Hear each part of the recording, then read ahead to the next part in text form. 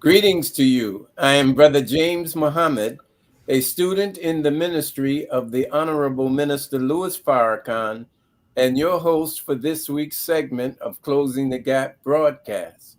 We're so very happy and honored that you would attend our broadcast this evening, and I'm so very happy to be back after a brief absence.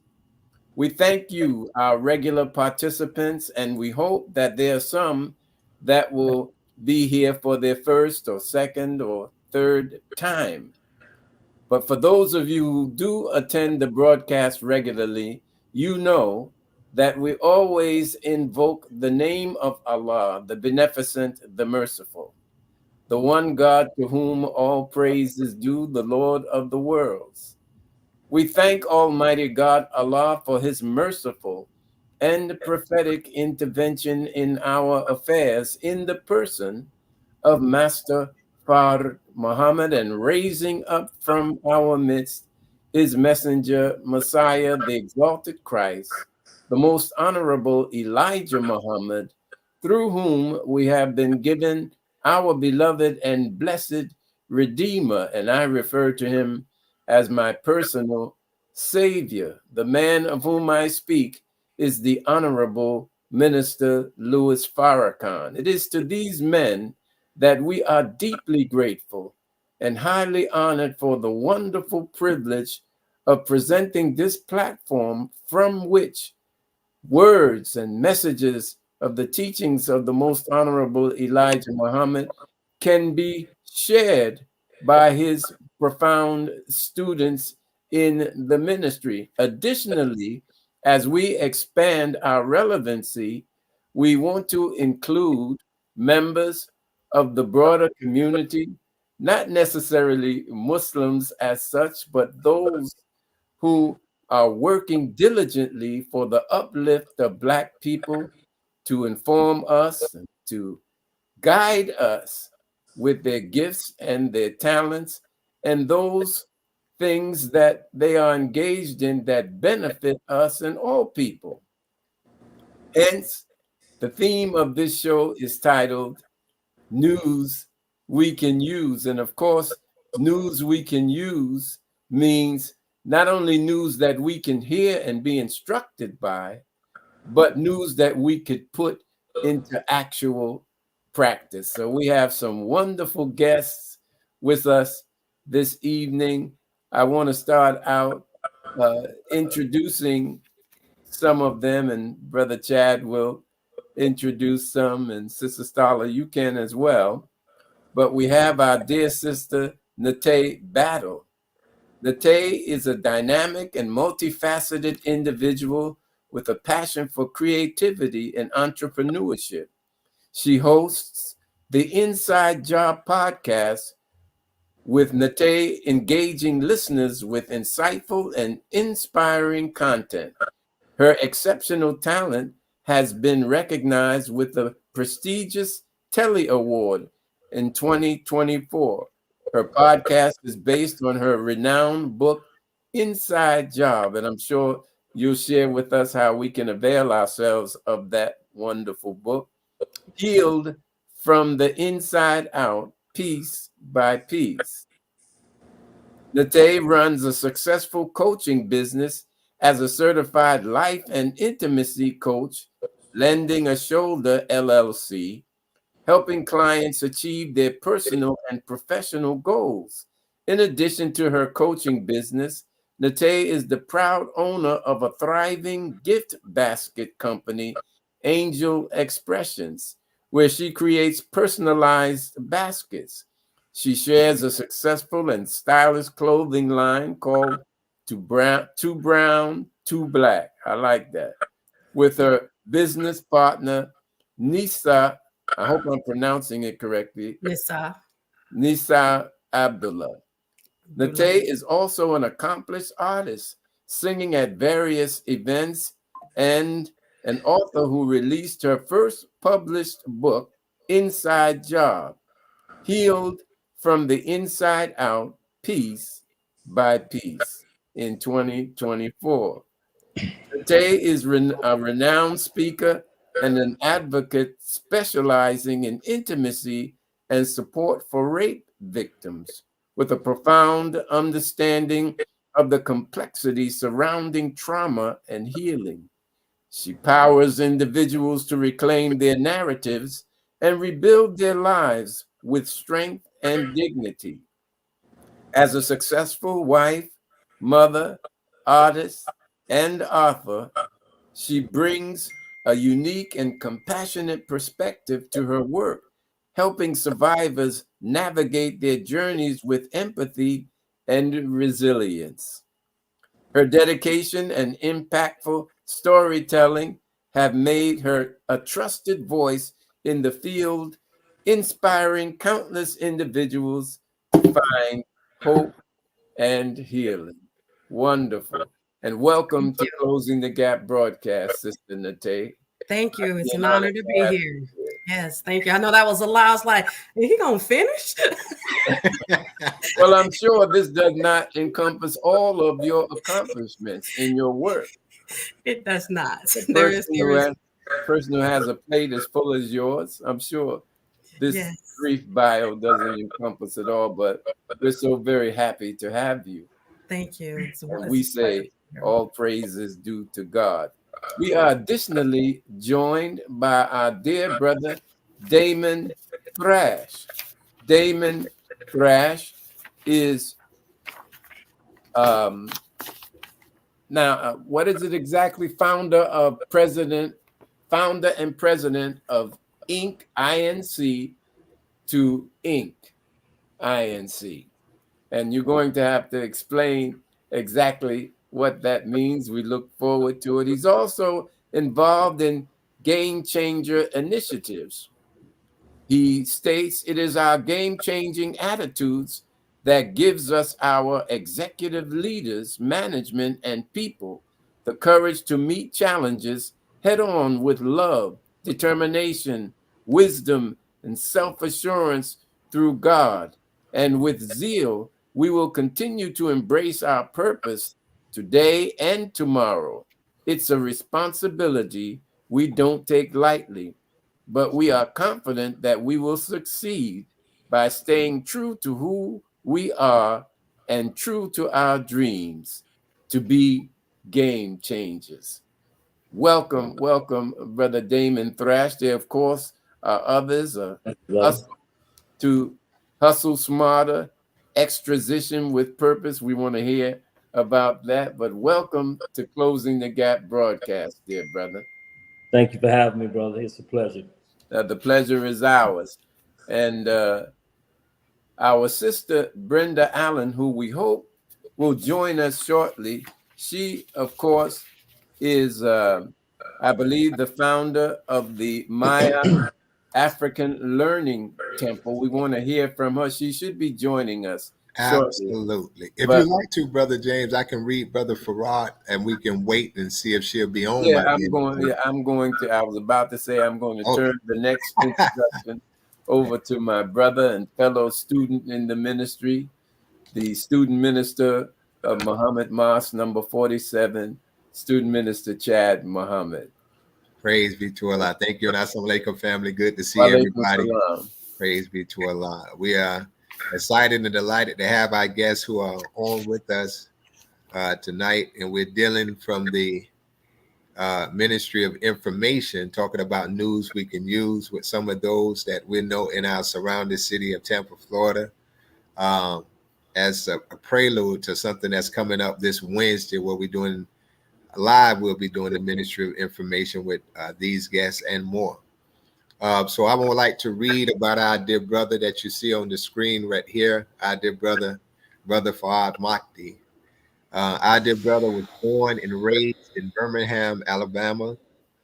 He's a former gangster disciple who joined the Nation of Islam in June of 2012. He started his own network and business May 11th, 2017. All right. He's been financially free since January 2018. He married his wife in MGT in April of 2019, moved to Tampa, Florida in October of 2019. He is a top soldier in the city of Muhammad Mosque number 47.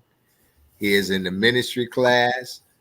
And when I tell you he is out and about with that final call, he helps up under the leadership of our dear brother, the student FOI captain, Brother Daniel, in helping training the man and being out and about. So we welcome our dear brother, Brother Farad Makdi. Assalamu alaikum, dear brother. Wa alaikum salam, dear brother. Assalamu alaikum, Brother Farad. Wa alaikum salam, brother James. Thank you. It's an honor and a pleasure to be here, and I'm just happy to be here. We happy to have you, dear brother. Praise be to Allah.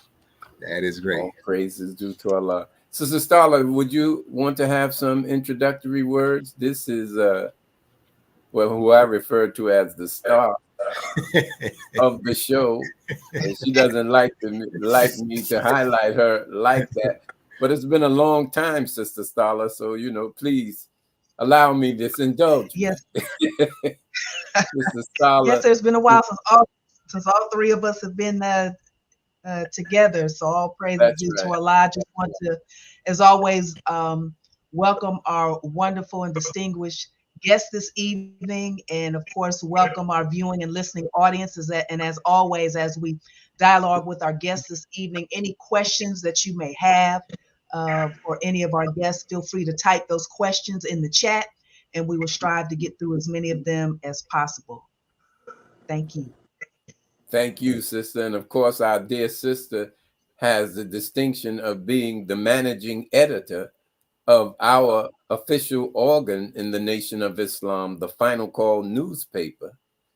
And I always say it's the greatest paper that has ever been published by the greatest publisher, the Honorable Minister Louis Farrakhan. So I'm so very happy to see our dear sister Starla. Welcome, welcome, welcome. So I'm going to turn it over to Student Minister Chad. Let's get rolling. Brother James, if you don't mind, since our sister still is not here right now, we can go ahead and read the bio so we can get that all out the way about this sister from the Maya. Oh, all right. Yes, let's read. All right. Praise be to Allah. Very good. Sister Brenda Allen from the Maya Sankofa African Learning Center. She states, our mission is to feed the starving with truth, knowledge, and divine wisdom. Our vision and goal is to help elevate our levels of consciousness and awareness using lectures, workshops, and seminars presented by our Black scholars and authors. We will promote reading, technology training, and visual aid, and seek the sponsors or donors for our financial support. We will create a temple of learning for our youth and adults. Ma'at Sankofa, Ma'at pronounced Ma'at, means truth, and Sankofa means look back. The Ma'at Sankofa African Learning Temple will function primarily as a school of open learning for knowledge sharing and educational training in information technology, financial literacy in current banking practices, personal budgeting, and we are a research center for African studies, African spiritual practices, and practical daily living practices of my art. Praise be to Allah. Great timing, Brother James. Our dear sister, right after you read the bio, please on. Welcome, dear sister, Queen Mother Brenda Allen. Yes. We are honored to have you on our broadcast, dear sister, and we look forward to being inspired by your great work in education, focusing on, of course, our people, but I'm sure the whole of humanity can benefit. Absolutely. Thank you. And I apologize for my late arrival, but I did hear the intro, and I'm honored to be a part of this panel. Thank you for inviting me. Well, of course, the honor is ours. And dear sister, I'm going to turn it over to our co-host, Student Minister Chad Muhammad and Sister Starla Muhammad, and we will, well, I'll turn it over to them and let's get rolling. Yes. Praise be to Allah. Brother Chad? Yes. It's on you, Sister Starla. You can start it off. All right. Okay, yes, sir. And again, a reminder to our guests to place your questions in the chat this evening. You know, I always am interested in finding out, as I say to people, you know, your origin story, particularly when you look at where you are now in the fields of endeavors that you have pursued, kind of what was the catalyst to propel you to where you are today. So I'd like to go ahead and start with our sister, Queen Mother Brenda Allen, in terms of, you know, can you give us a glimpse into your origin story, kind of what propelled you to what you are doing today when it comes to serving our community? I'd love to share that information with you, Sister Starla, and to the panel. And actually, my story begins with a divine inspiration and a divine instruction, in that I was awakened for 2 weeks in a row at 2:00 a.m. with weeping and lamentations. And I didn't know why for 2 weeks straight. And so I had to ask the question, why am I being awakened with this at this time? And so the goddess spirit within said, our people are starving from a lack of knowledge. And so I understand that. So my next question is, what should I do about that? And the answer was to feed the people the knowledge. And then my next question was, how do I do that? I cannot build a school. I don't have the funding to do that, but I can put this concept on the road on a mobile classroom and bring our history to our people. And so that's when my aunt Sankofa African Learning Temple came to fruition. And we have been teaching. We have purchased our school bus, and we are almost about ready to roll out through the community so that we could further give instructions on our ancient African principles, heritage, culture, and legacies. And I'm delighted to be a part of it and to share it with the community. And that's my story, given by divine inspiration. Wonderful. Praise be to Excellent, Allah. excellent. Yes, sir. Right. Brother Damon? Oh. Yes.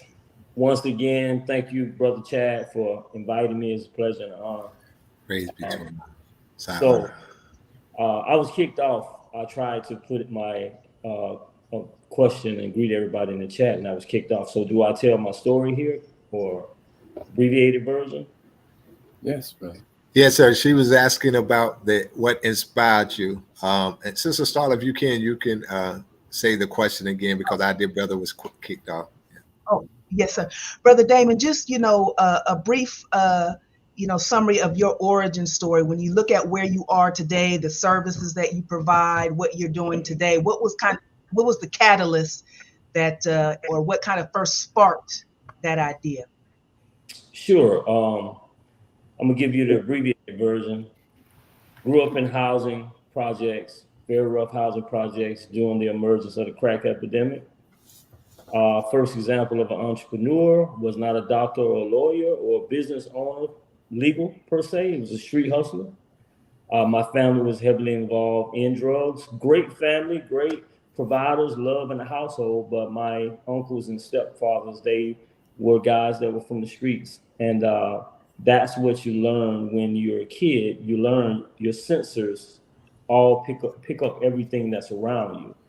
So by the time I was 11, my stepfather was arrested, my uncles were arrested, and my mom suddenly became a single mom, suddenly became a single parent home. Well, when I walked out of my door, it was an open market for drugs. And being a young and enterprising kid and the son of someone who was very influential in the streets, I was introduced to the drug business at that age. Fast forward 10 years, I'm one of the top guys in the Southeast. I had a tri-state case with the state and um, federal task force. I was arrested and sentenced to 25 years at the age of 23. And I realized that money was not the solution to everything. My money would not allow me to be released from prison. At that point, I was actually raised in a Baptist family. My grandfather was a deacon of the church. I knew the Lord.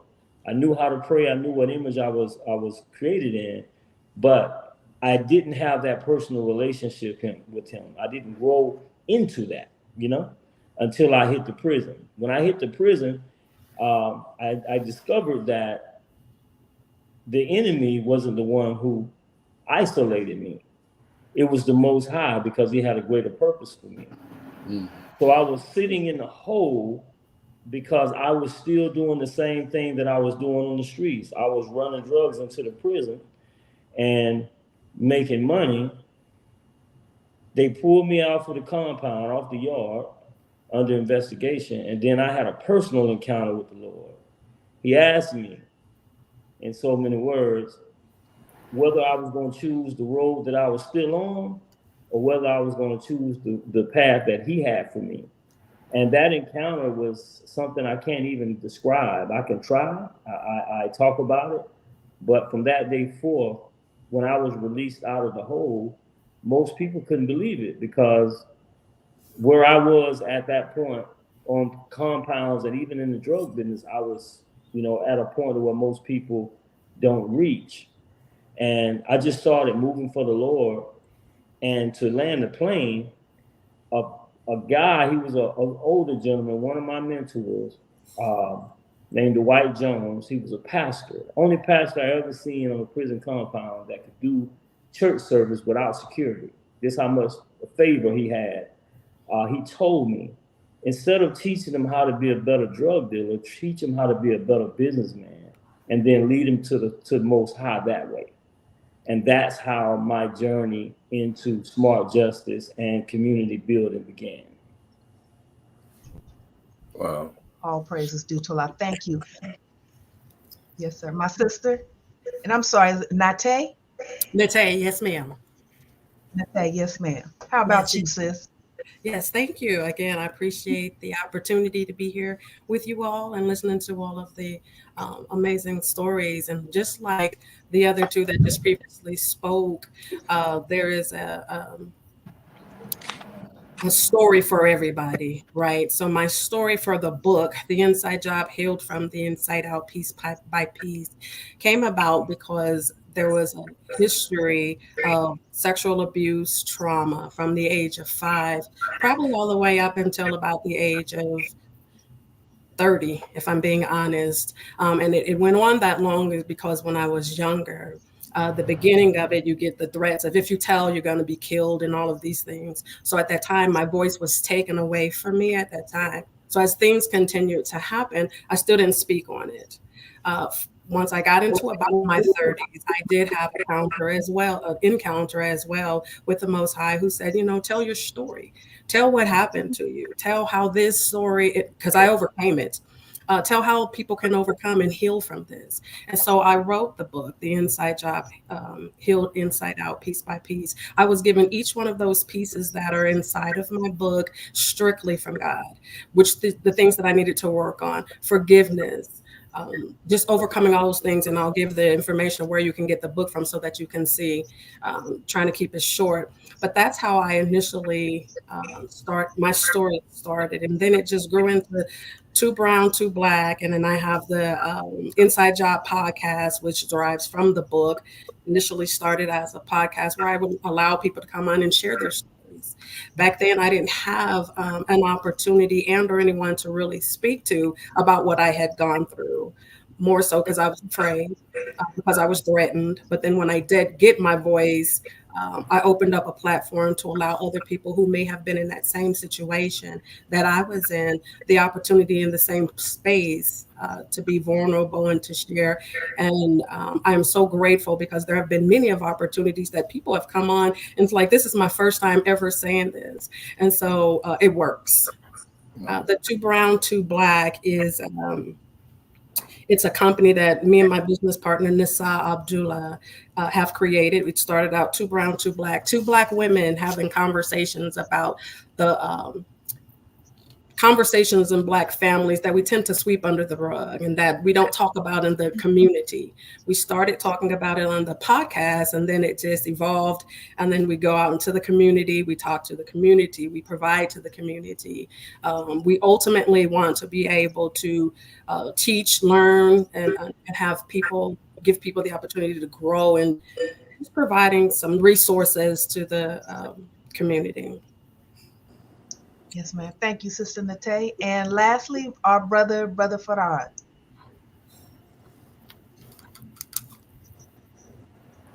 Yes, ma'am. So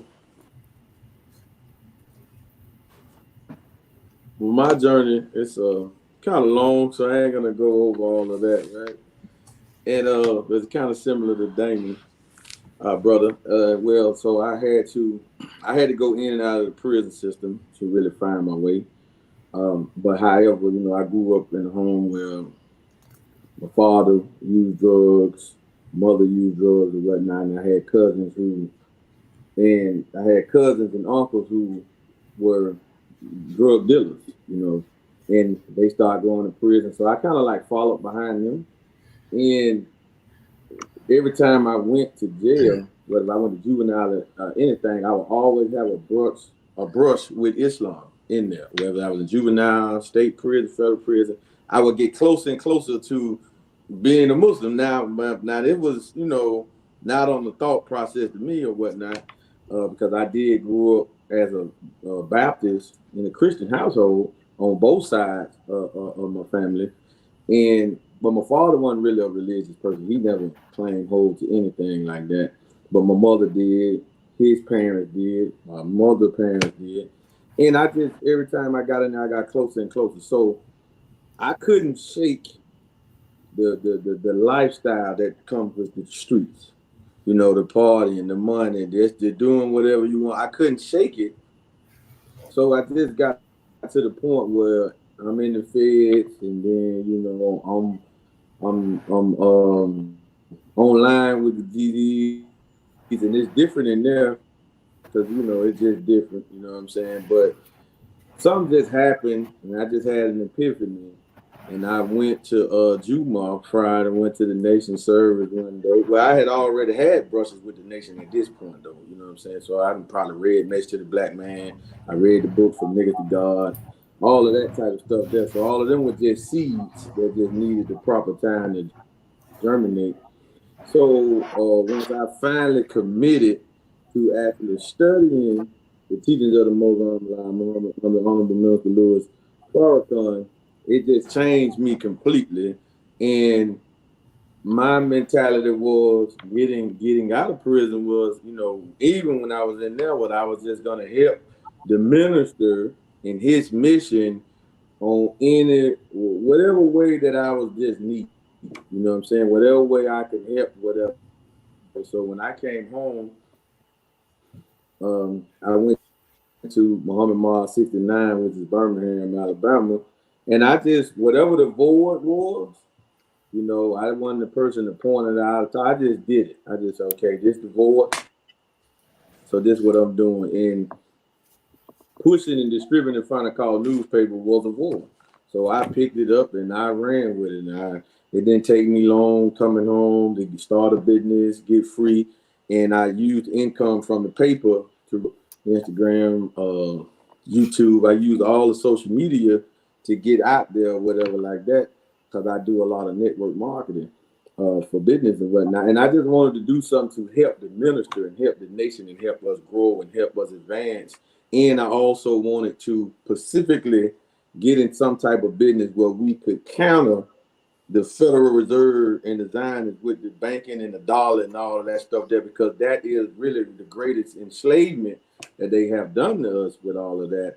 So as I studied the secret relationship between blacks and Jews, volumes 1 and 2, as I studied that, when I came home, it was just like I was just being let out the cage. I was like, well, I'm getting into anything that's going to circumvent me not being subjugated to them, you know what I'm saying, all that stuff, because it's really a scam what they're doing, and it's really one of the great detriments to our people. So I just wanted to produce a business, a brand that specifically deals with that will show people how to get money by putting money to work, show people how to use. So that's why we started Farad Money Network. But the Final Call newspaper was like my #1 tool that have me with the mentality of a salesperson, not so much selling the truth, but being out there networking and mingling with the people and showing our brothers, because I come out of the dope game, that you can still get money and live a certain way and have these luxury things,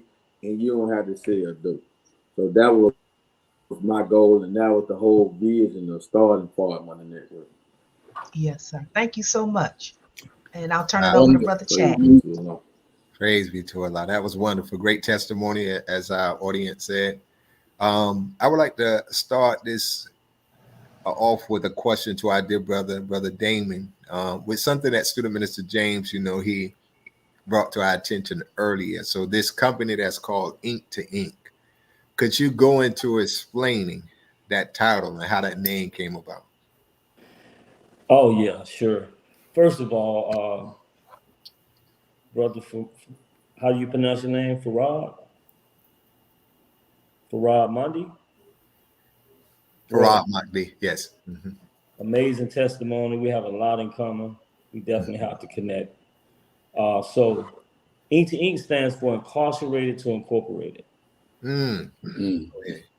It's the same thing that Brother Farad was talking about. I wanted to show individuals that came out of the hustle game or came out of prison, that touch both, that they can transition out of incarceration, not just physical bondage, like you were speaking of, and physical, financial bondage as well. Transitioning out of that mindset of incarcerated to incorporated, building businesses that are going to vertically integrate us economically, because those are the shackles. Poverty is the ball and chain that holds us down. So when the Most High gave me that name, I ain't smart enough to come up with it. It had to come up from the Most High. Mm-hmm.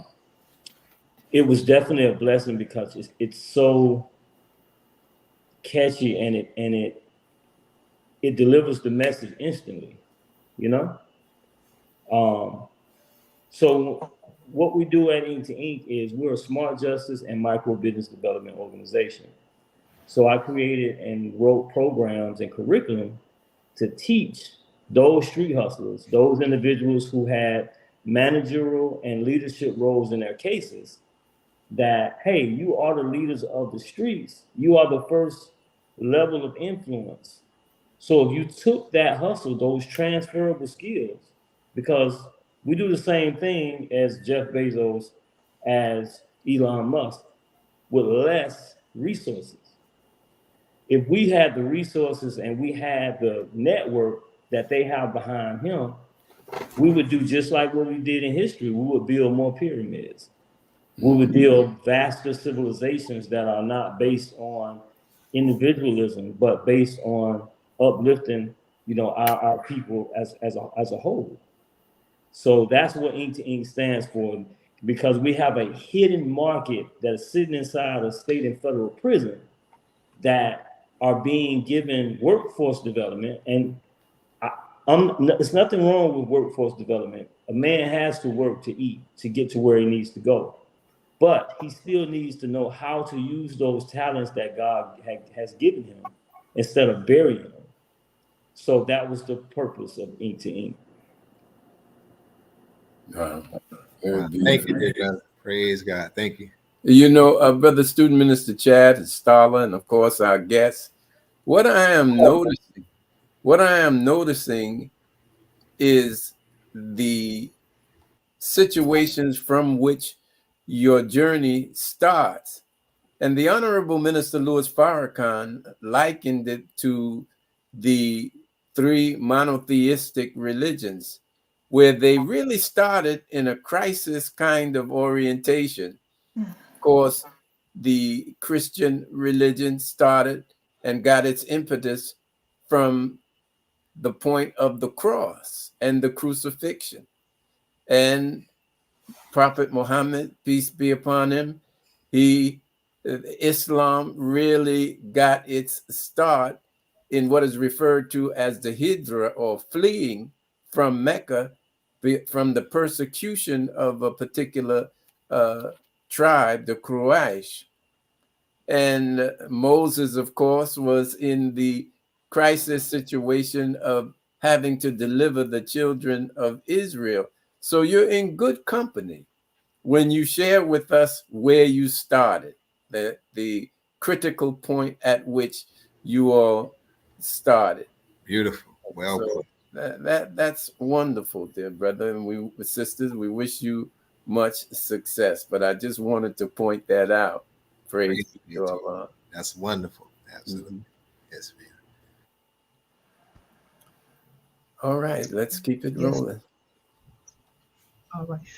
You know, the theme of this evening's broadcast is news you can use, and so we know, particularly in the age of social media, we are bombarded daily with, you know, news and information from a variety of sources, and sometimes the noise can get so loud it's hard to kind of determine, okay, is this something that I need to look more deeply into, or what's going on? There's a lot of competing narratives that a lot of times that we're dealing with, particularly our young people. So when you think of news you can use, and then you look at personally what your goals and objectives are with what you're sharing with the people, you know, how do you distinguish yourself from maybe some of the other, you know, not so positive things that are out there? Because you all, of course, in your testimonies, you're sharing so much good news and positivity. But I know that you see what we see out there in terms of some of the negatives. So I'll start this time with Sister Nate, kind of talk about how do you navigate that, and how do you push through, you know, with your positivity when sometimes we see so much negativity out there. Yeah, you know what? You're absolutely correct. There is a lot of competition on social media. One of the things that I do, I'm not big on social media. But when I am on there, I'm just honest. I'm open, I'm honest. And I think that a lot of times, at least for me and a lot of the people that I deal with, starts with self-love. I just put a narrative of loving yourself. So then you can love yourself, you can love your neighbors, you can love everyone else. You could be respectful and kind. I don't compete with the nonsense on social media.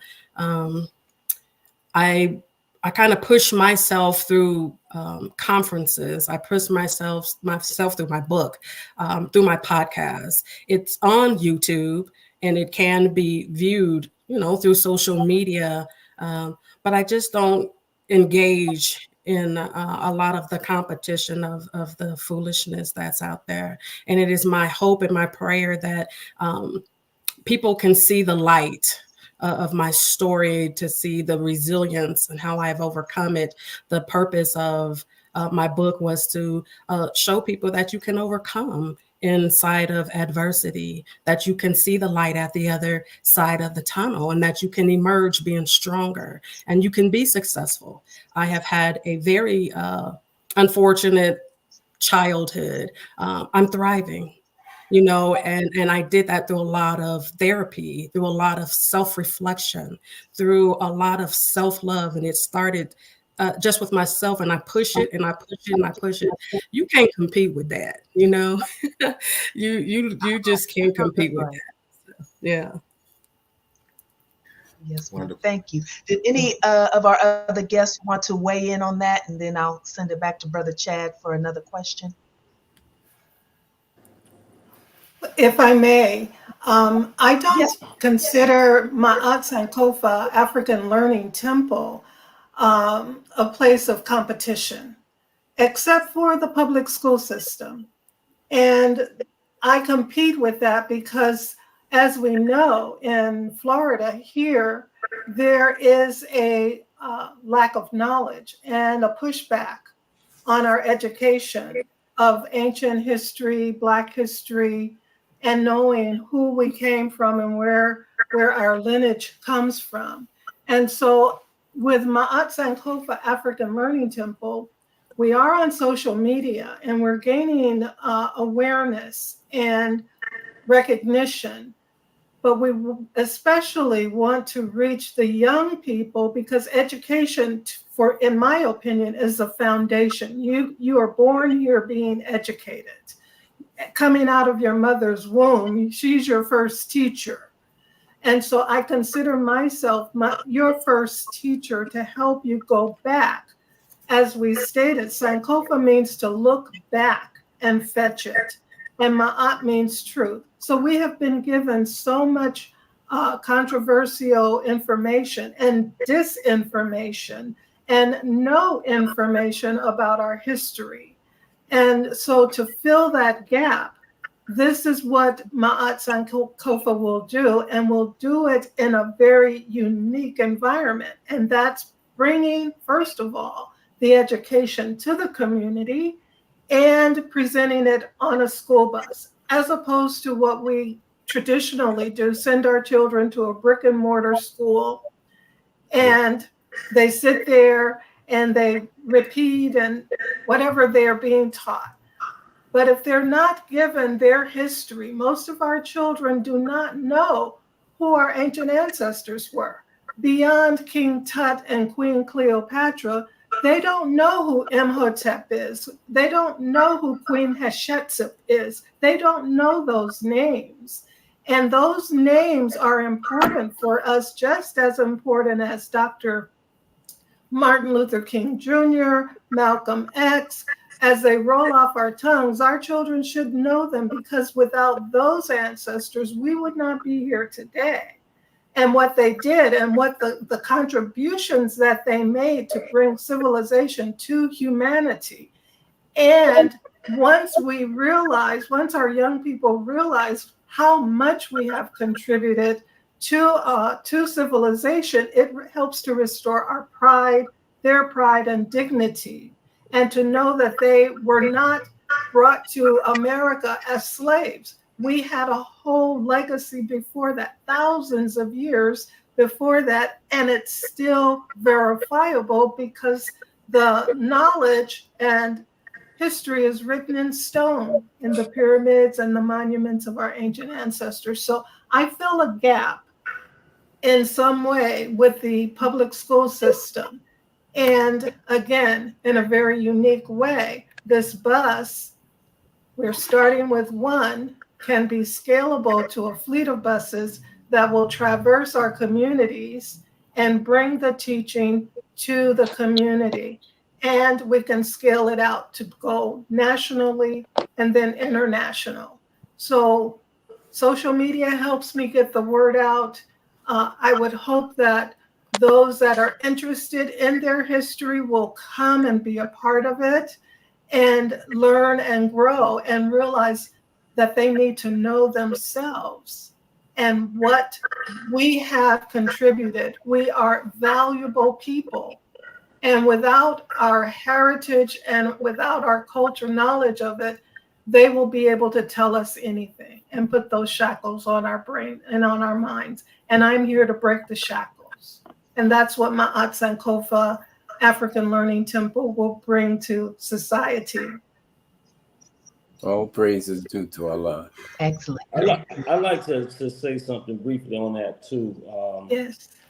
With in regards to the question, I am in competition because the audience that I'm trying to reach, that I'm reaching, is that same audience that see rappers on platforms every day that are exemplifying wealth, astronomical wealth. Mm-hmm. And these rappers, they get the persona from guys like myself, guys like who I used to be, and guys like Farad. We used to be those guys in the streets, that they would see success in. And these MCs, they rap about the lifestyle that we live. And these kids, grade school kids, high school kids, college kids, you know, they're coming from poverty and they're seeing this, they're being inundated with this on social media. And then in the community, they're seeing street hustlers really living that lifestyle. So automatically, if they have someone in the household like their mom, their grandma, their pop, or whoever that is struggling and can't make ends meet, and they're not getting the positive opportunities to elevate financially, they're falling victim to that. They're chasing that now.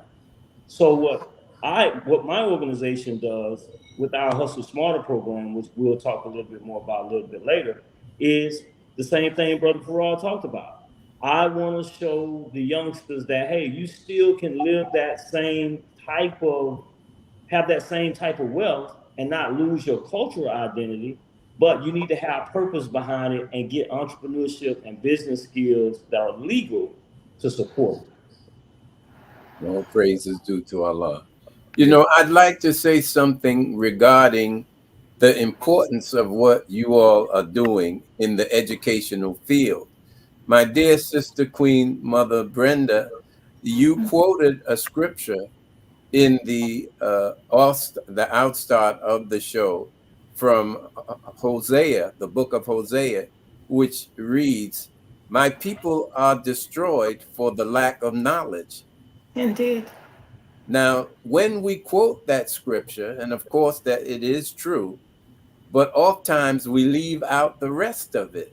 But the rest of it really underscores and puts attention on why our children are like they are. The other part of that verse reads, "Because thou hast rejected knowledge." And I believe this is for the parents.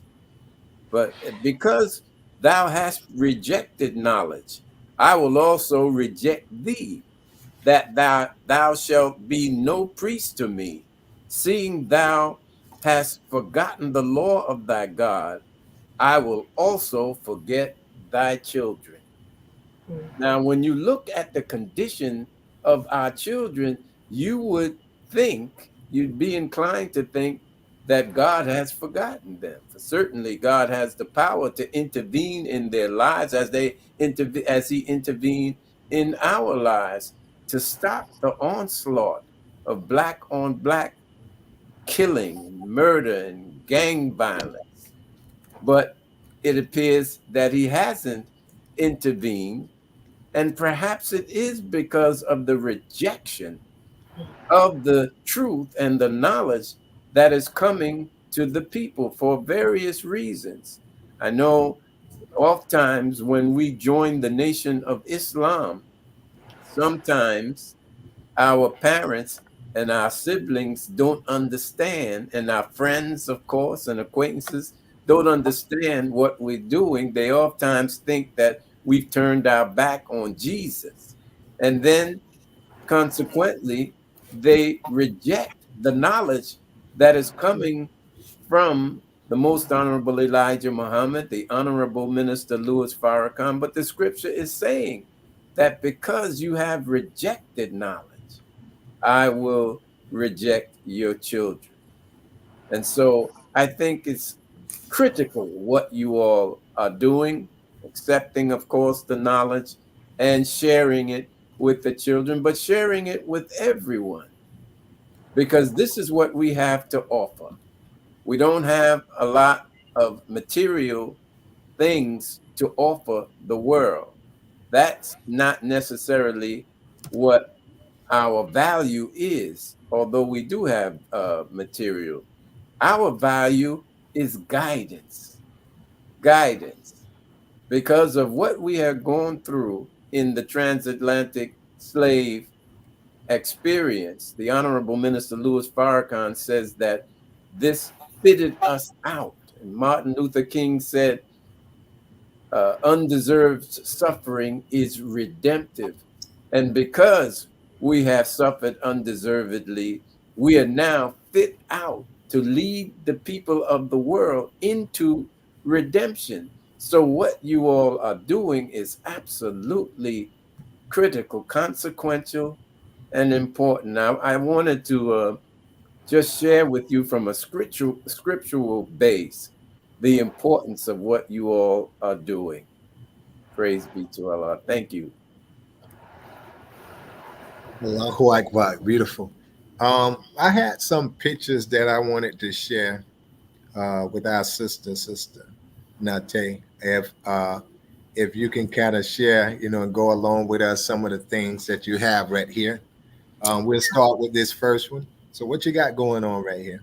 So there is just a list of some information, resources of how you can reach me. The top two are my websites, Two Brown, Two Black. That's TWO Brown, TOO Black.com.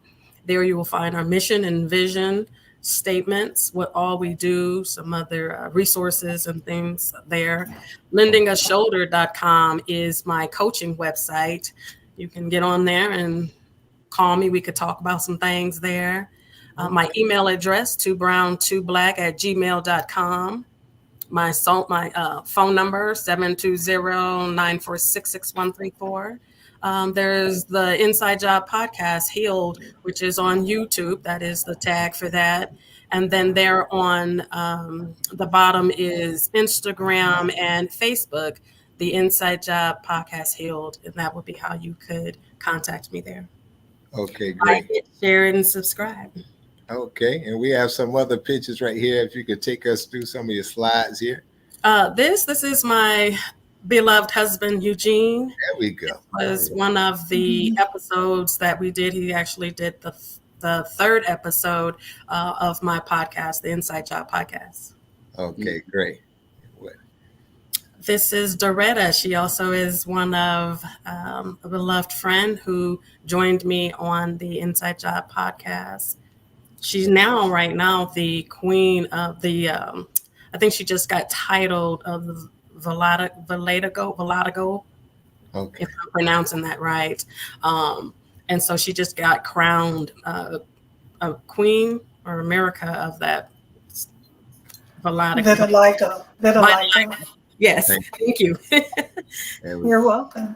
Praise God. All right. Who else we have right here? And then you have Candace. Candace is also another beloved sister who joined me on the podcast, shared her inspiring story of from drugs through her husband, infidelity, and how they're 20 plus years strong. And so I thought this was a good picture. Wonderful. All right. And what's going on here? So this is I'm going back and forth. There you go. All right. That one there. I am also a cancer survivor. I had gastric cancer in 2022. Wow. Went through chemo, lost all of my hair, and so this was a time when I was just trying to take pictures, embrace myself, love myself. It was a difficult time, though I realize and understand that our hair doesn't define us. It was hard losing my hair and then just looking like a total different person. So this picture I like to really share because I fell in love with myself all over again. And so this was during my battle of cancer, and so I'm 2 years in remission now. So praise God. That wonderful. Is wonderful, dear sister. And we thank you for taking us to a small journey of your life. And I know with our dear sister, Queen Mother Brenda Allen, also, you have some slides that I wanted to also to get into with yourself. I'll just bring up on the screen if you could walk us through also. Yes. So you have a lot in this symbol right here. What's going on? Well, actually, that is our logo. Yes. Okay. Sankofa. LLC is our for-profit organization. The African Learning Temple will soon become a nonprofit organization as well as a 508 C1A church faith-based educational ministry. And the laurel around is a peace. It represents peace. The bird that you see there is the Sankofa bird. It's facing forward, but it's looking back. And it has the seed in its mouth to look back and fetch the truth. And of course, the title, A Return to Knowledge and Unity. And that's the logo that we use. In the lower left-hand corner is a picture of Queen Hatshepsut's mortuary temple in Kemet, or ancient Egypt. And there is a story behind that temple. I started my Sankofa in 1992 after having gone through being educated in the church environment. I didn't grow up in the church, but at an adult age, I decided to go to church, join and learn the scriptures and learn the information. However, in 1992, when I found myself not feeling quite fulfilled in spiritually, so my question was, I want to know the truth. Where do I find the truth? And the spirit of goddess inside of me said, go back and study what your ancestors knew and what they practiced. And I thought, okay, how do I do that? So I find myself in a bookstore, standing in front of a literature by Anthony T. Browder, which was entitled The Nile Valley Civilization Contributions to Civilization. And I bought the book and I started to learn what happened 3,000 to 6,000 years ago. What our ancestors practiced, what they understood to be the truth in a spiritual manner, how it related to me as a human being, and being able to conduct myself in a spiritual manner. Fast forward 30 years, in 2022, I am standing inside of this mortuary, Queen Hatshepsut's temple, and her spirit touched me in a way that knocked me to my knees when I entered. They had to catch me from falling down because her energy was so great. Wow. And I can hear her tell me, welcome home, daughter. We've been waiting for you. And never before had I received any greater education in any elementary school, high school, college level than when I went back to study my ancient history. And I sat under the feet of great scholars like Asa Hilliard. I read all of the information from George G.M. James, which we're studying now, called The Stolen Legacy, because I wanted to know if it was good enough 3,000 to 6,000 years ago for our people to govern ourselves in a manner that was different from the way we were living today. What changed and why? And so, therefore, my journey back brought me to her temple and to all of the other monuments that our people built 3,000 to 6,000 years ago, and the pyramids and the writing text that tells our story, and what happened with the invasions, the Romans, the Greeks, the Persians, the Arabs, all of those invasions stole our information from our great magi's and scribes. And we know the names of Socrates and Aristotle and Pythagoras, but they sat at the feet of our African ancestors, our magi's, and went through the mystery schools and learned from them first. And then they took the knowledge back to Greece and Rome. And some of them were persecuted because they couldn't, the people there were so barbaric, they could not understand the esoteric teachings of the knowing who you are. So that's our symbol. That's what Ma'at Sankofa represents as our logo. Thank you, dear sister.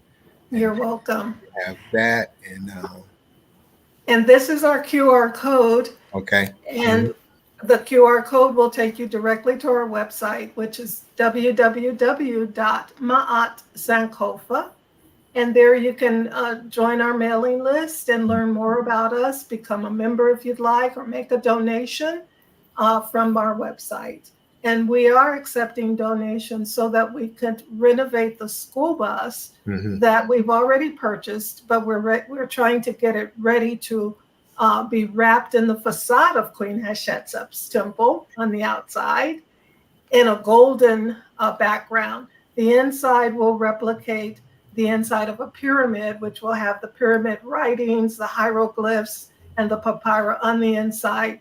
And you'll be greeted by a hologram of Imhotep to welcome you onto the school bus. It will appear and he will greet you to come in. The back of the bus will depict the great library of Alexandria that will house all of our library materials, books, and resources. So that's a glimpse of what the bus will look like. Okay, great. Beautiful. This is all right. Let's see what else we have. And again, this is our flyer. And what we propose to do when you join us, you do help us create a better future. Capturing the minds of our young people will again restore their sense of pride and dignity. And I know that the Nation of Islam do that in a great, magnanimous way.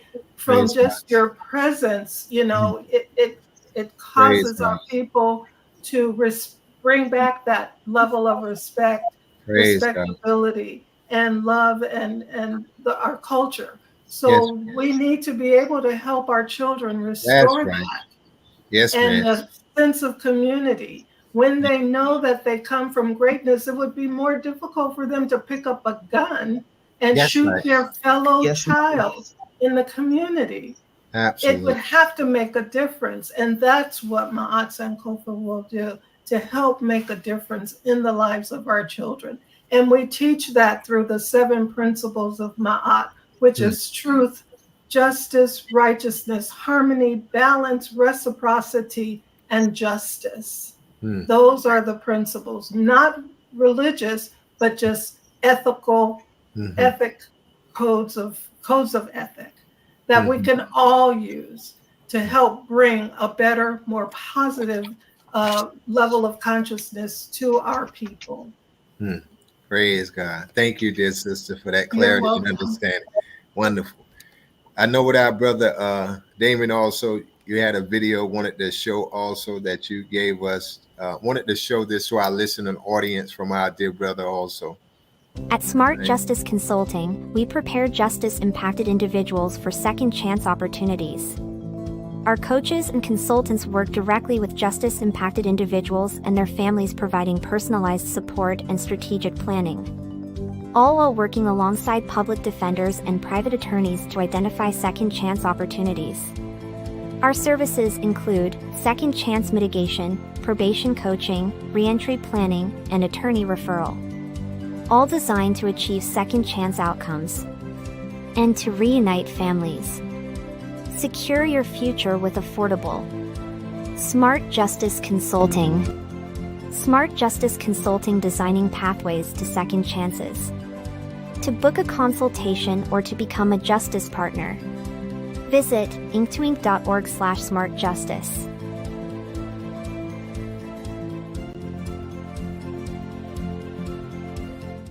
Good.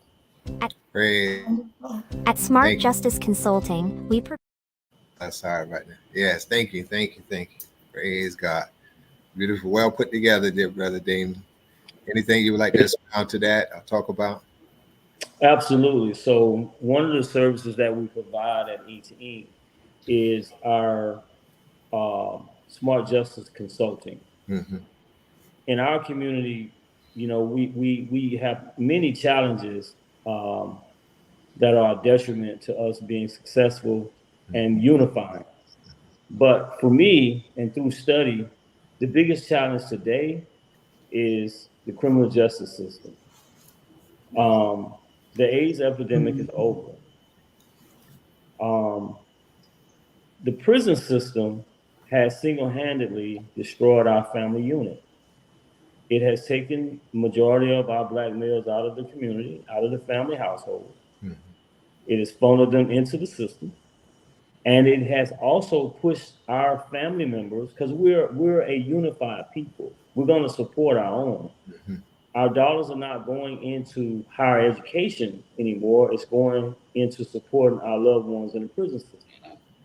And it's not making us any wealthier. It's making the major corporations who supply goods with no labor costs wealthier. Mm-hmm. So for me, studying the prison industrial complex and realizing, hey, I'm a product while I'm in this system. This was by design. When Nixon passed the War on Drugs bill in 1971, people were just thinking it was about hippies and marijuana.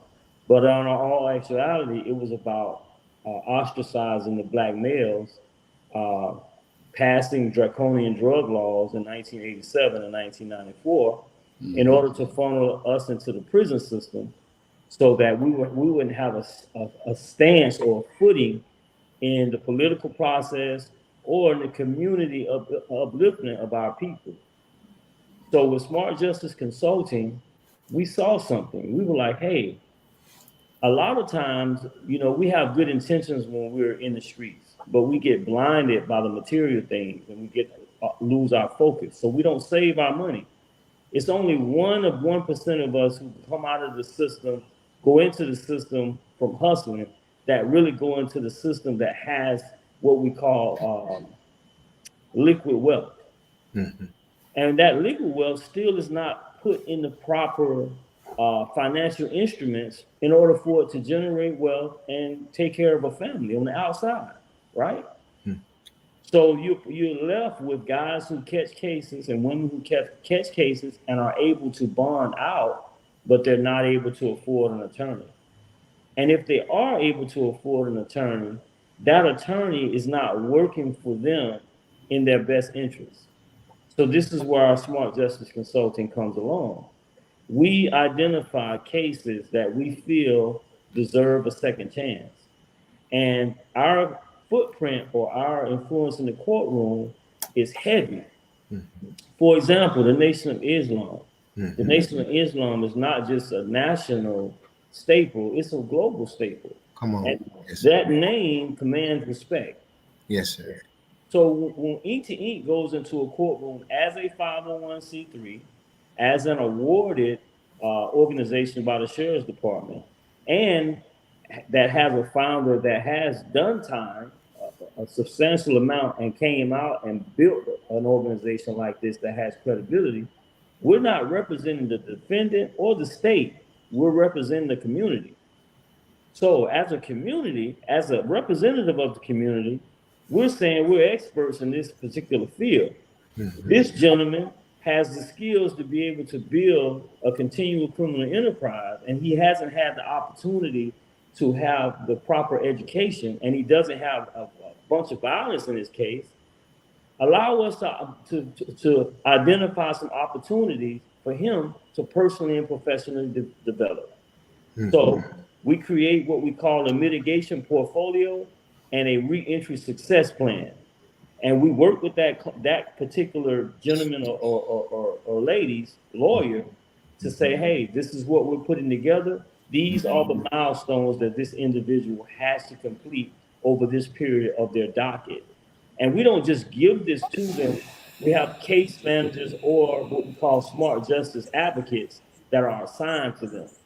So if that gentleman has a possession with intent to distribute and he hasn't had a job before, guess what we're going to do?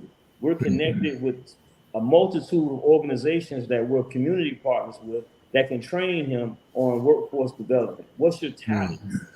We take them through our Path to Success program, which stands for Purpose, Ambition, Talent, and Hustle. 4 key principles of personal development, professional development, and entrepreneurship. Once you figure out what your purpose is, how bad you want to really succeed without doing anything illegal, what are your primary and secondary talents? We help them create a hustle plan. That's that H in PATH. What's your business concept? Now you have a job and you have a business idea that's on paper. Next thing we do is, we're gonna set you up to volunteer at some substance abuse organizations so you can see what this poison does to our community. because a lot of times it's glamorized. But when we put it in a perspective where we show them empathy by saying, hey, what if this was your child or your kid? You know? Right. So we show them what the impact of this is, and then we teach them social impact. What does a nonprofit do in the community? Because most of our kids think that we don't make money. We're just out here giving away stale bread, and they don't know. Right. They don't know the deep impact of the stories like we've heard on this call. The stories behind these amazing causes and purposes and why they were created. So we show them, hey, you have a social impact idea and compassion in your heart too to start something, you know? So when you do put your entrepreneurial plan together and you start generating income, you have to come back and you have to uplift the community. So, you know, taking it a little bit further and landing the plane, once we put those together and that individual has reached their milestones, not only do we submit that to the courts through their lawyer, we come to court and we enact the family and the community, because we contact, you know, old teachers, we contact old football coaches, we contact old law enforcement officers that have arrested him, and we talk to him and say, hey, this is what he's completed. This is somebody, he's never done this before. Would you support him on this next level of positivity in his life? Right. You know?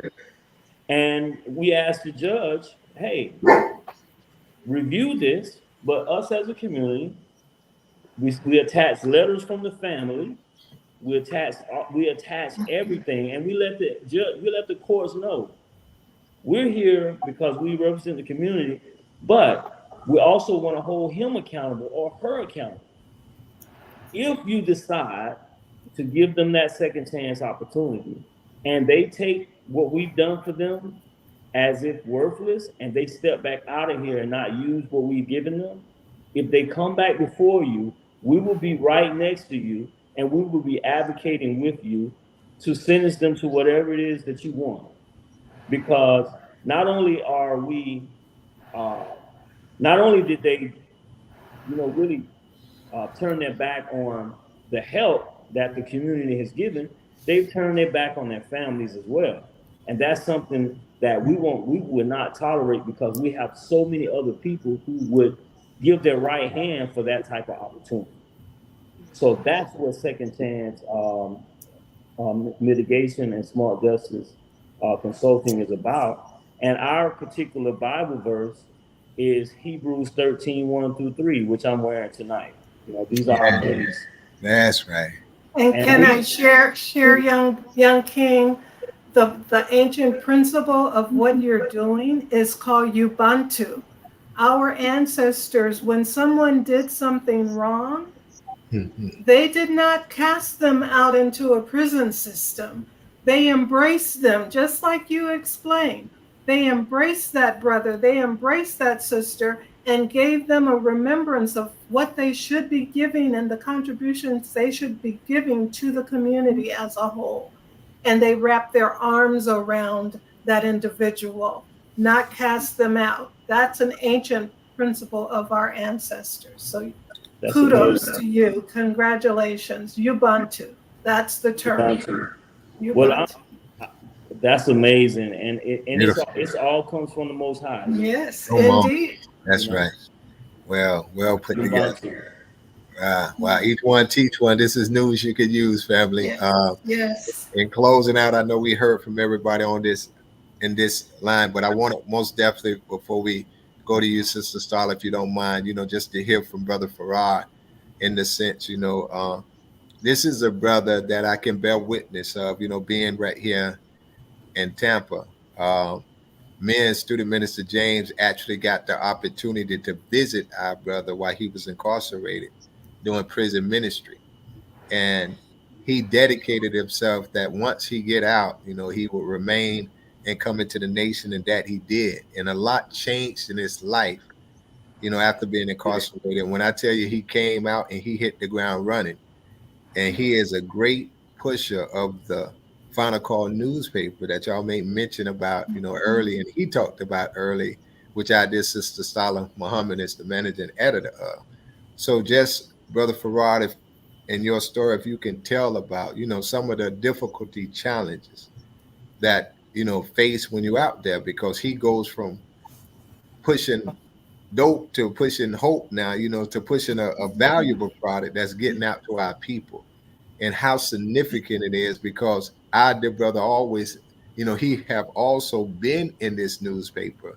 And this, though, how you said, this is a universal, this is an international, newspaper. It's still, from whatever city you in, is giving news that you can use. So even little old Tampa is able to be in that big stage of the Final Call newspaper, and we're often in there. And our dear brother Farad, who's also in the ministry, he was giving a lecture, and within not even probably a few weeks ago, he was in that newspaper. So how does it feel, Brother Farad, if you could share your story from your testimony of getting out, your dedication, effort, and going out to people, Yes, and intervening in their life where they don't have to take that path, and doing this by using the Final Call newspaper and being in the Final Call newspaper. Yes, sir. Yes, sir, man. All praise be to Allah. I want to just thank everybody with their stories. You know what I'm saying? I'm learning a lot. I felt like I was looking on it. I was like, man, I don't even supposed to be up here with these people. Right, y'all got me out of pocket right here. Y'all trying to shame me. That's what happened. I know who I did with it. Brother James, I bet that was you. I'm going to see you tomorrow. Brother James. Right. Yes, sir. Praise be. Well, you certainly belong where you are. You're in the right company, bro. That's right. Yes, sir. Praise be to Allah. So, no, the thing with the Final Call is that I try to take on the mentality of the man who put the Final Call out.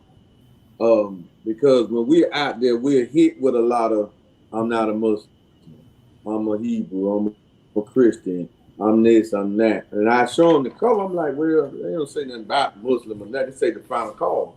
Now, if you accept it or not, yeah, it's going to have, we produce it, so of course it's going to have some of our stuff and beliefs in it, we produce it. But for the bulk of what's in the Final Call is just untampered with, unbiased news that you have, that you can research.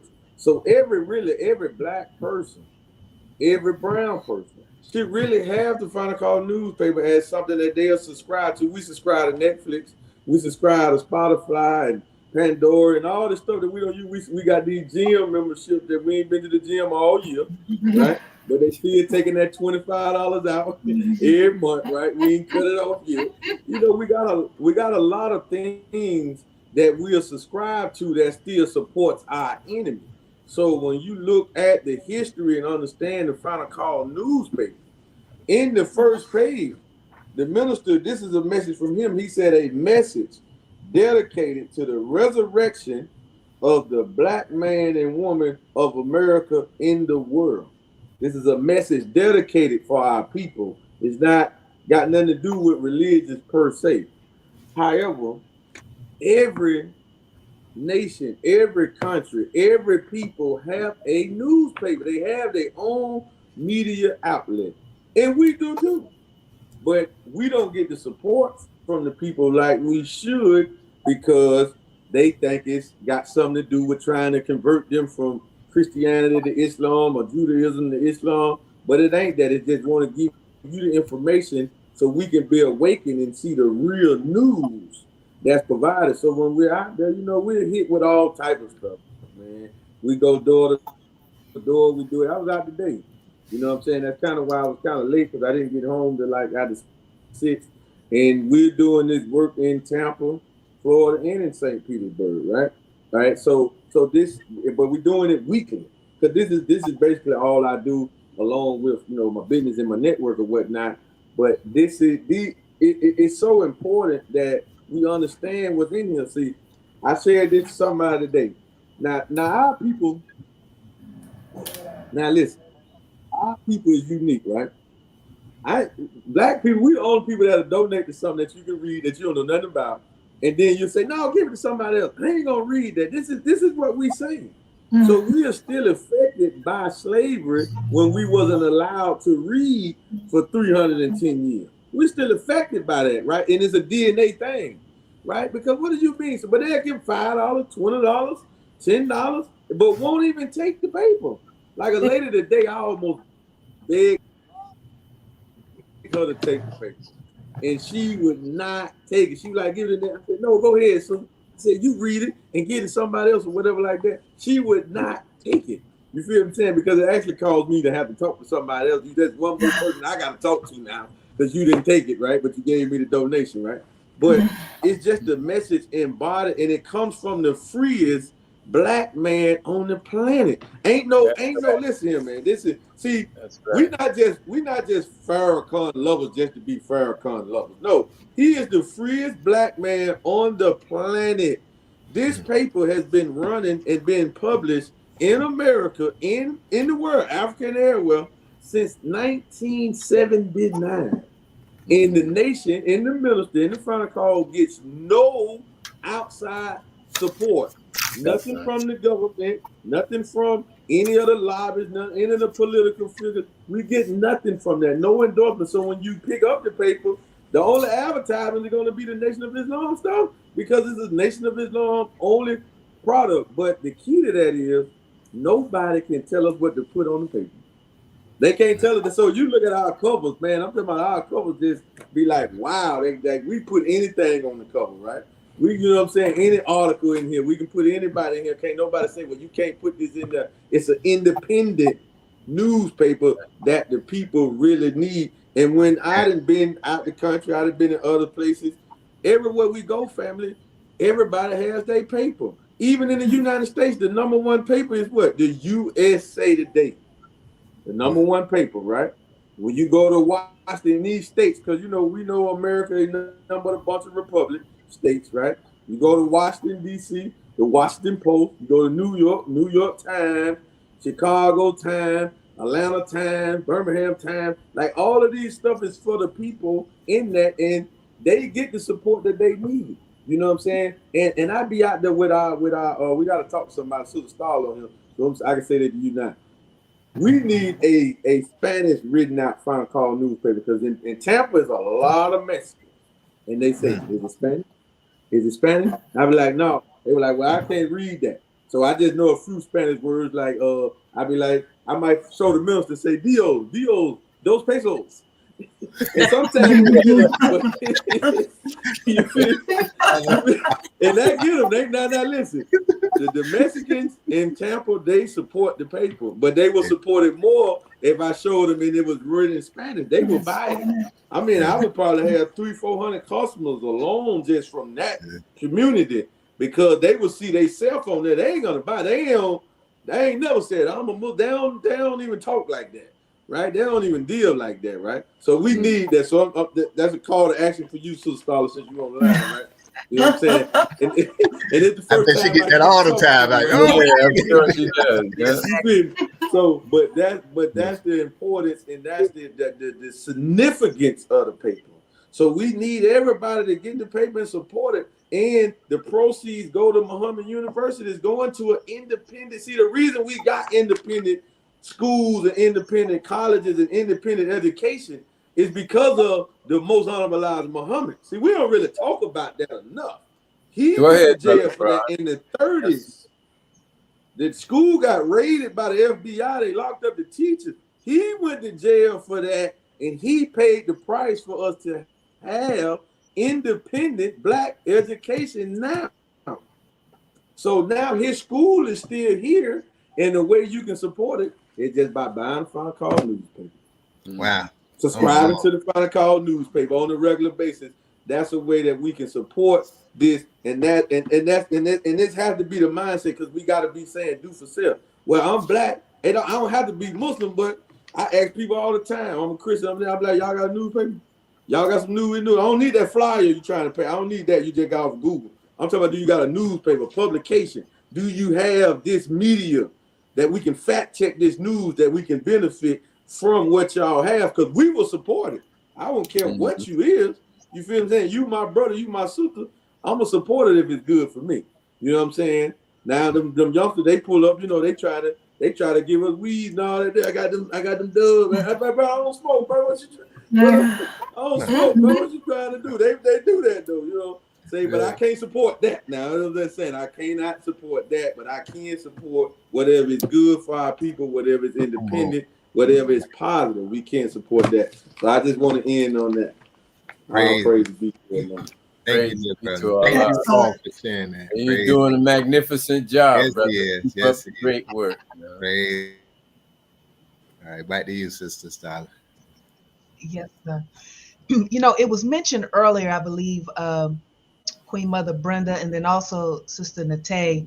But I was wondering if you all can touch a bit on the importance, particularly in our community, of the journey of healing. So many of us are still dealing with, you know, traumas, maybe from childhood, and we carry into adulthood. We also, I'm sure, in your interaction with young people, see that even our young people today are dealing, you know, we're seeing more and more, you know, depression and things like that in our young people. If you can just talk about, you know, the importance of taking charge of our healing, what that looks like, and then maybe some things that we can share with our younger people if we see and when we see them struggling. And of course, brothers, you can weigh in as well, because I know for a lot of our people, you know, when they are coming out of the prison industrial complex, that, you know, they're struggling with a lot of things, because families, like brother you all have mentioned, have been fractured. There's relationships that maybe, you know, haven't healed yet because of time away. So if you all can maybe just briefly speak on the importance of, you know, our healing journey.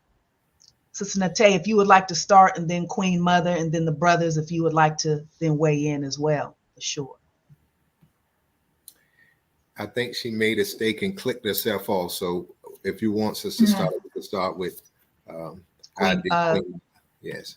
Okay, Queen Mother Brenda, if you'd like to go ahead and take that, and then brothers, Brother Damon, Brother Farad, until our sister gets back on. Indeed, yes, thank you. I was jotting notes about our young people.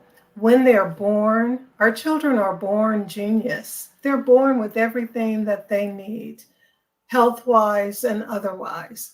And to make that journey, if they are injured in any way, physical or mental, I think when we can captivate the minds at a young age and instill in them the greatness that comes from our legacy, and I always have to go back to that, because without our ancestors, there would be no us, and we would not have children.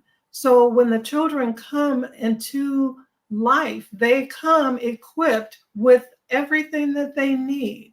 And we must nurture that, and we must keep them healthy. But the thing that really, in my opinion, what happens is when we send our children to public school and we hand our children over to people that don't particularly care for the healthy and well-being of our children, then they start to become damaged. They want to give them medication, because our young men are born very hyper. We have a super heightened DNA. We are supreme in the melanin that's in our body.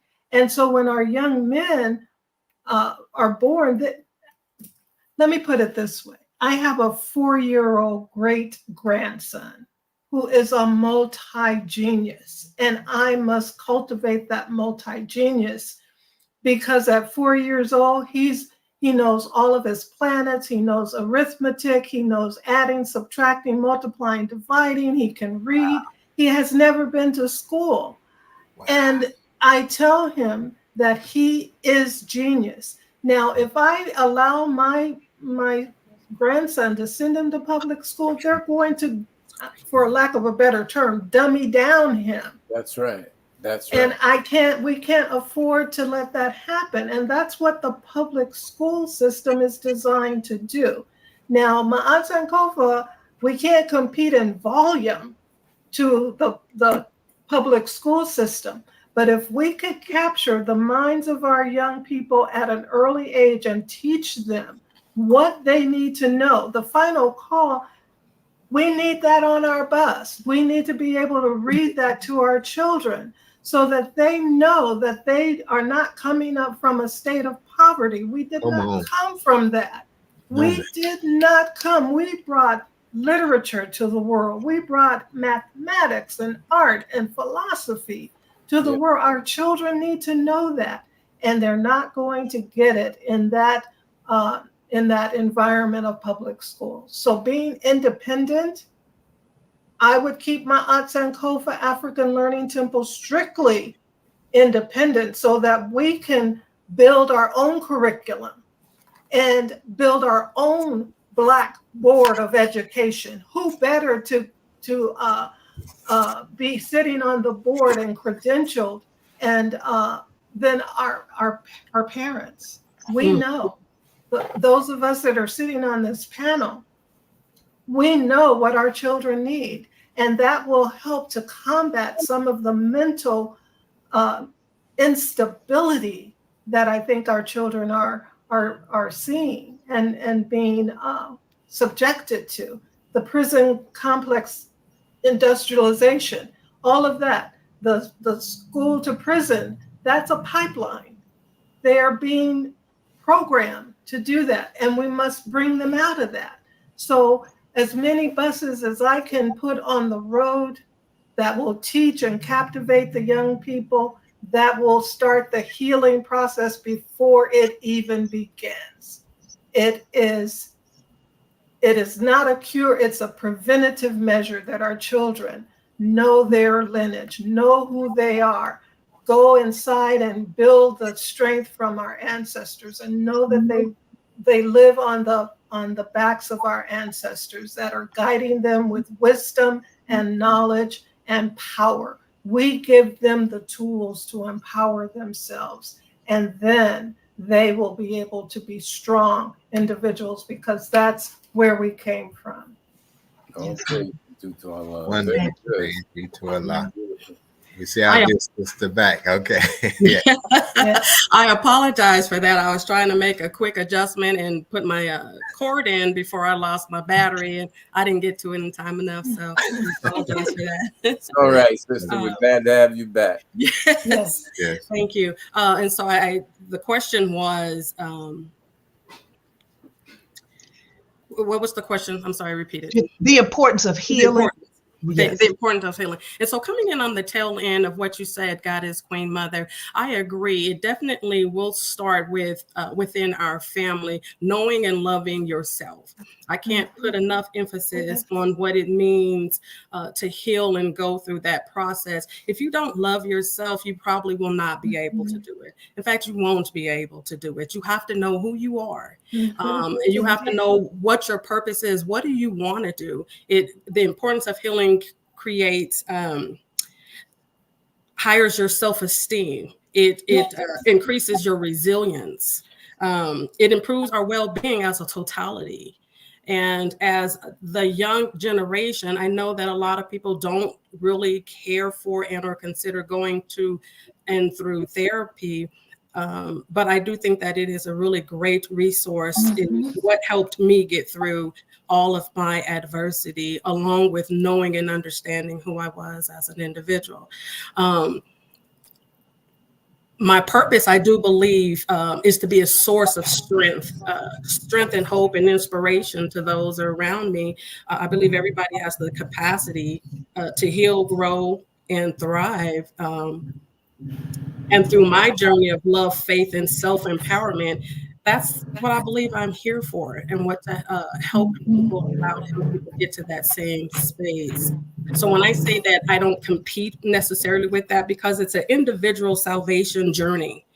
There is no competition other than with yourself. And so it's a push. It's a push to create this narrative that you love yourself. And I think that is where healing will start, when you have the community surrounding you. You have your home base surrounding. You have your teachers, you have the ink to ink, you have your Farads, you have all of the panel that's here on right now as a full community, helping us in our younger generation reach that point. It takes a village. Indeed. Praise God. Beautiful. Well put. Any of the brothers like to chime in on that question from Sister Star? Go ahead. Well, yes. The healing process, it actually starts in the mind anyway, but it also with the good food, as with the right food, right time, everything goes in line with that produces the right thoughts to heal, because the Most Honorable Muhammad say that we could heal any sickness if we would just eat right, think right, you know what I'm saying, exercise and do the necessary things, then we could heal any sickness. And to what Queen Mother is saying, that like me and my wife, Queen Mother, me and my wife are right now in the process of building and establishing our own curriculum. So, because last year we allowed our children to go to independent Black schools online or whatever, and it was cool or whatnot. But it also gave us the format to, you know, to how to really structure a class and how to really do it. And we preparing it now, so we're doing it now. So now they didn't go, and we are teaching them ourselves, which we was already doing. But we did that. But it's important to do that. And like you said, they are so advanced and so fast, and they catch stuff so quick. I bear witness. You know what I'm saying? Yeah, I bear witness. And they Yes, just sir. moving so fast. And then we got a 1-year-old, you know, he don't be in there most of the time, but when he is, we could just say, I'll be saying like he gonna excel them. You know what I'm saying? Because of how we are having this structure now, because it seems like each one we have had, the next one was almost smarter than the next one. You know, so this is what we'll do. We take the time out every week to educate them and structure the class or whatever like that. And you know, and we want to open it up for other families or whatever like that, because we have to teach our own. We have to see the love that they get. So they just be happy. They just be in such a good mood and do all of this here. That's why our people, you know, that's one of what the Muslims want, or what the Muslims believe on the program, that we should teach our own, and that our students should have, our children should have their own people teaching them. You know what I'm saying? In an environment that's based on love. You know what I'm saying? So they can really grow and understand and advance with it, because the whole objective is to let them surpass me. Like, I know my sons, they're gonna be far, like, y'all think I'm something. Y'all ain't seen nothing yet. What do you see here? You know what I'm saying? But that's the goal. You know, that's the goal, to surpass me faster. You know what I'm saying? Accomplish stuff faster, even on a broader scale. You know, that's the whole goal, and that was the reason that, you know, we even wanted children. You know, but I just wanted to add that in there. Praise be to Allah. Wonderful. Thank you, dear brother. Brother Damon, anything you want to add? Yes, sir. Yeah, I like to chime in. So yes, Queen Mother, that prison industrial complex, prison to pipeline is so real. I'm actually was a participant in that. At the age of 15, I was direct file for a crime that I was the only juvenile participant, and I had no actionable role. Also, without any assistance and tutoring or any extra help in school from elementary to middle school, I was classified as a gifted student. However, none of my teachers, except for my second grade teacher, Ms. Headley, and my fifth grade teacher, Ms. DuBose, who's actually an African-American woman, advocated for support for me in academics. I was eventually classified as a gifted student and placed in those classes, but I was the only Black male in those classes. I had two other sisters in the classes with me, and at that time I was heavily in the streets, and I was going to school because I really liked school. I was a reader as a kid. I was, you know, a kid that sought out to read stories and write. But what I learned was when I entered into the streets, I saw that a lot of us as men, we didn't have the mentorship or the positive leadership to learn what a healed man or a man of God who was healed looked like. And one of the worst things that we could see in our communities is having men who are broken, who are natural protectors, not able to protect. And when we're not able to protect, we actually become the perpetuator of all of the things that the oppressor has put on us. So this derives all the way back slavery. They knew where we came from, and they learned our systems, like you said, Queen Mother, and they took those and placed them into their communities. And then they took us and they stripped those principles and those ancient practices, ways of life away from us. So when I entered into the prison system, it was God's way of saying, you know what, I'm going to heal you. This is where I'm going to heal you, because I'm going to place you around men who are healed and who understand what it means to be a protector again. Because I wasn't a protector. I provided all of the material things, the trips, all of the trinkets, you know what I mean? But I still was tearing my sister down. You know, even though I provided for my family and my blood sisters, the women I dated, you know, I really was I was a liability. I was a part of the problem. So when I realized that, hey, learning how to submit to God, you know, we're all Muslims, right? That's right. Learning how to submit to God and allowing Him to heal you, now you come back into your rightful position. And now that I'm in my rightful position, they have me out of pocket. They have me in this prison industrial complex. Now, my own son, who I buried last week, you know, I found out about him while I was incarcerated. You know, he was 5 years old when his mom brought him to me. Wow. You know, and all of it is by design. But when we come back under the will of God and we're surrounded, like the men on this call, when we are in position of protection, we allow our sisters, our helpmates, to enhance whatever it is that God has for us individually, her and us, and us as a unit. So the healing process starts with the men. We have to allow these or enable and build our communities back to where they used to, so these young kids can see us in the community doing the work that we're doing. And restore some of those rites of passages, young king.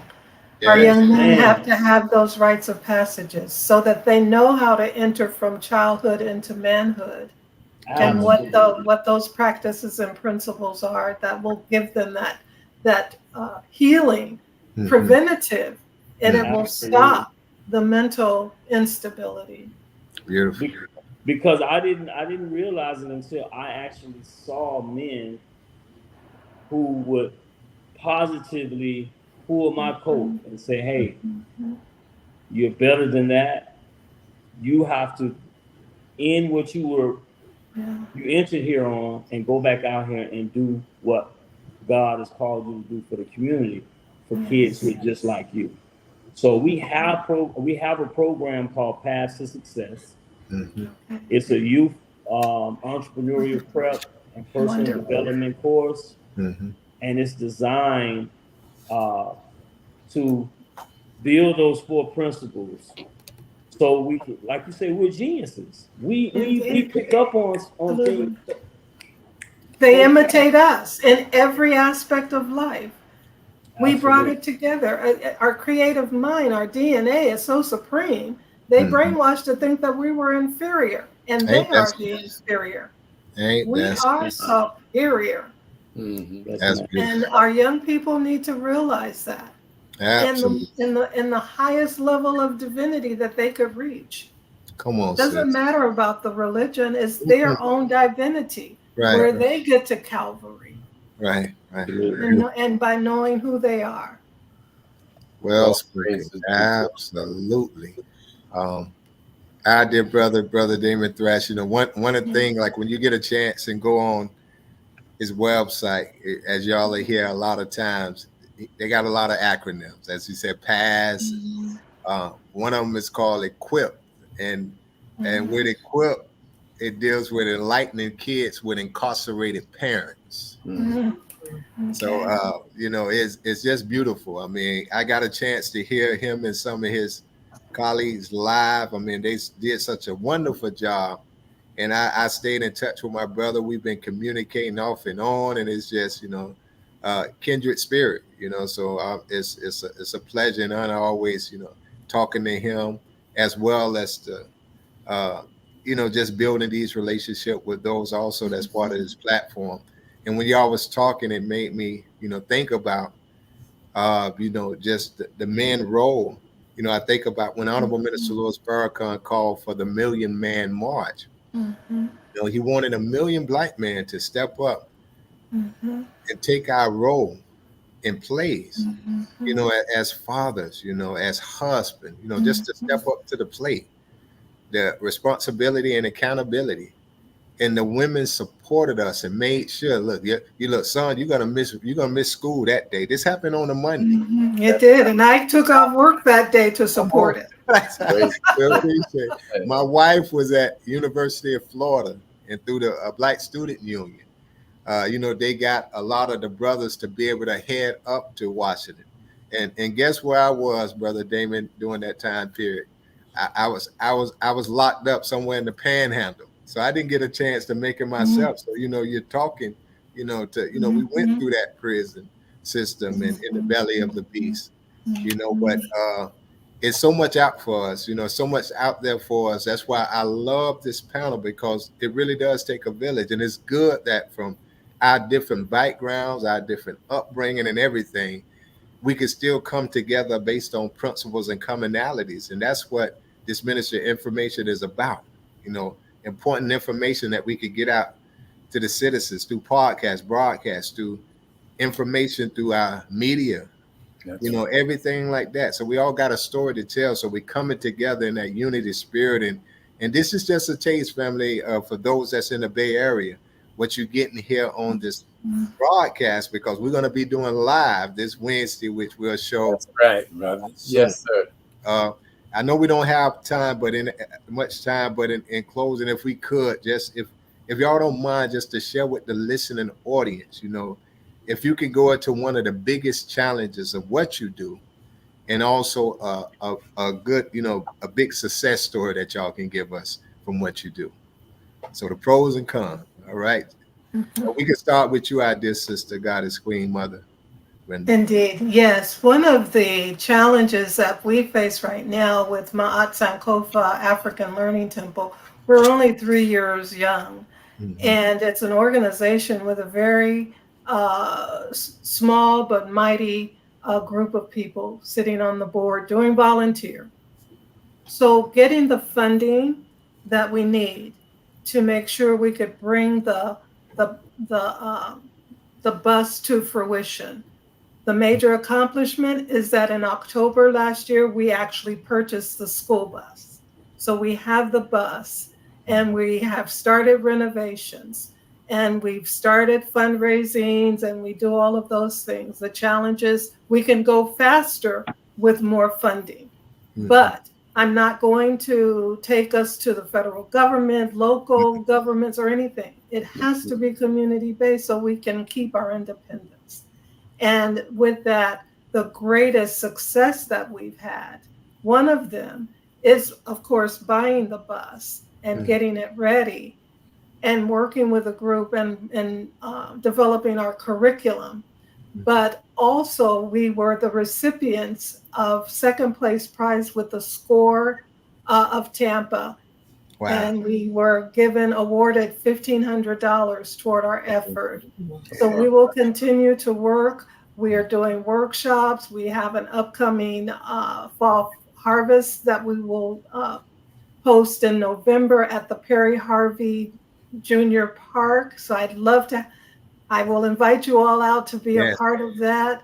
And we have our workshops, and we're partnering with the Tampa Bay History Museum with Mr. Fred Hearns, a major accomplishment there, and the new Tampa's Black History Museum that's there on Central Avenue. We are partnering with them, and also with young Queen Tina Young and her Project Link organization. And they have a media center there on Just Elementary's campus. And so we have a date for one of our workshops to be presented there. So the major accomplishments are garnering people that are like-minded, want to know the history, and we touch on art and music and presentations and teaching our history. So restore dignity and pride back to our people. Wow. And we will not stop. That's right. We're not a small business. We are doing big business. That's right.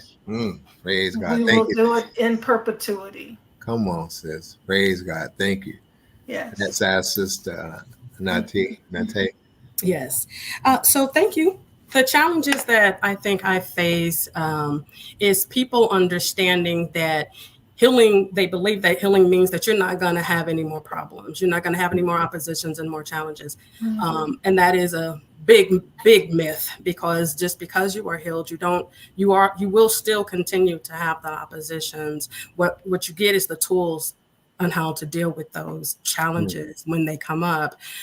One of the successes that I would like to speak on is from writing my book and being able to share my journey and help others through the love and the faith of that journey. Is I've started another project where book number 2 is coming out, where it goes from healing to wholeness. Because with healing, you get some of the positive outcomes of the circumstances. Well, wholeness, you actually get to remove the scars of some of those things that plagued you. And so if I would just tell somebody, leave something for our audience, it would be embrace your journey of healing. Embrace your self-love. It's not easy. It's a work. It's hard. People give up way too soon because the healing, it stops the bleeding a little bit, and then they stop right there when it's deeper work that in fact does need to take place. So I just would encourage people to embrace the healing journey, stick with it, don't give up on it, and you will come out and emerge more stronger and very successful on the other side of that. Praise God. Thank you, sister. Now, very quickly, in a technological concern, we don't want to lose this show, and our producer has informed us that the show has to end at a certain time for us to be able to archive it. So it's 8:55. Yes. And we really have to close out at 9. Yes. So if we could keep our comments like to a minute for those of us who are left, because we don't want to lose the show. We want to be able to archive it. Yes. So people can go back and watch it. Absolutely. Thank you, Brother Damon. I don't need but 30 seconds. Come on, brother. It's simple. A big accomplishment for us, we have piloted our Path to Success program and our Hustle Smarter program, and we're positioning each one of those curriculums to be transitioned into a digital course. And we want to provide our Hustle Smarter program in the Bureau of Prisons by the Department of Justice through the tablets. And we're positioning ourselves to offer this as an FSA program.